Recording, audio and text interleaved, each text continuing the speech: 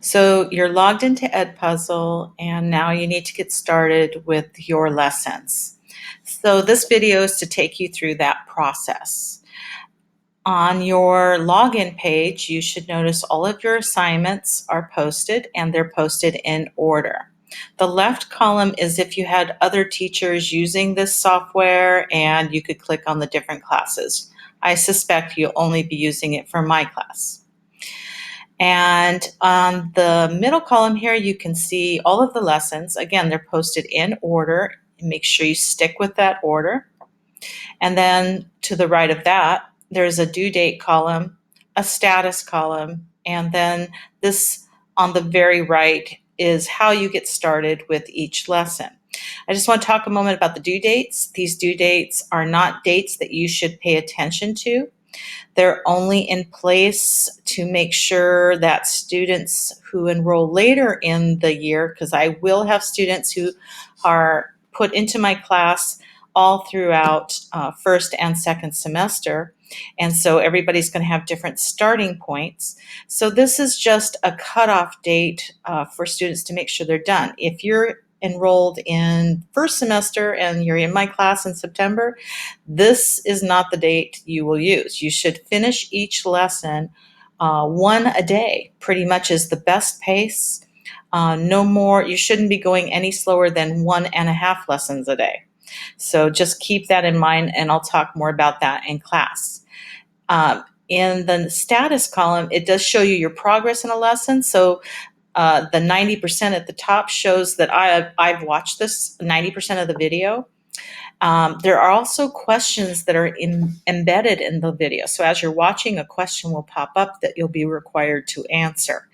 And in the middle, it shows how many of those questions that you've completed. So I completed 1 question out of 6, so I'm not finished yet. And I still have 10% of the video to watch. So it looks like most of the questions are at the end. And the 1 question I got, looks like I got 17 points for it out of 100 so far. All right, well, I'd like to continue that video. So I will click this button here. And when I'm done and I've done my lesson, I've done my practice, then I'll move on to the next lesson. I would just click the start button. So this one has not begun. As you can see, the 0%, none of the questions are answered.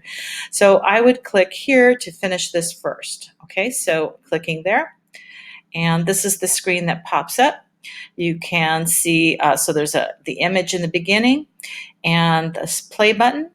This is a scrolling bar. If you grab this little red line, you can move it if you've watched the video. Now, I've only watched part of it, and notice the lock button came up at the last part. It says you can't go past that because you haven't watched it yet. So that's something to be aware of. You cannot skip the video. Also, by the way, when you're watching these, please wear your headphones. You'll have many other students in the class watching these, and it will get very noisy. You must wear your headphones.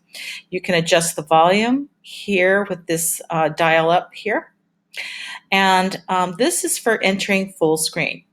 I strongly recommend use full screen. It'll make it clear in the pictures that I have here, in what I'm writing, and the details. Please use full screen. And also the pop-up questions will be a little bit more clear for you.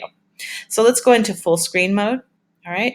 So you start watching the videos, and make sure you can see that I'm using a composition book here. You'll be doing all of your work in your composition book, including these notes. I do expect you to write them down. I am trying to teach you how to organize your work, and so please use the structure that I'm guiding you through. I also expect you to do your homework in the composition book as well. So I'll pause this video. So once you finish this video, there will probably be, you can see these little green markers here. Those are going to be either questions or comments, something like that along those lines.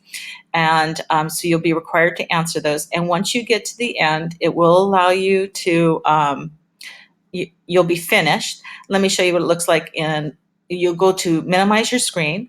You hit the back button, and you're back at the home screen. Okay, of course, I still haven't finished the video, so I'll have to do that at another time.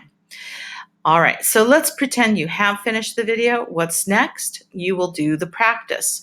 You go to a fresh page in your composition book and you pull out your assignment sheet and you look at the assignment you should be on. So this was lesson 1.1, I will need to complete these problems. All of these problems are in the textbook that we downloaded onto your Chromebook. So open that textbook, page 7 and 8, and then you do those problems. And you do that for each lesson. Now, once you finish your lesson, the next step is to come and consult with your teacher. So it says right here in step 3, before moving on to the next lesson, have the teacher check and score your work. And then also that's a good time to go over questions and things that you weren't sure about. And so remember, we're trying to get ready for that test. You want to use this time, that one-on-one time with your teacher, to do the best possible.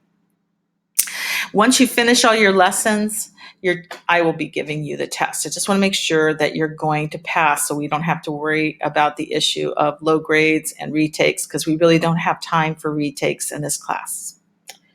All right, so again, make sure you're doing everything in your composition book. Watch the videos, do the embedded questions, practice your assignments, meet with your teacher, and let's pass this course. Good luck to you, and I'll see you in class.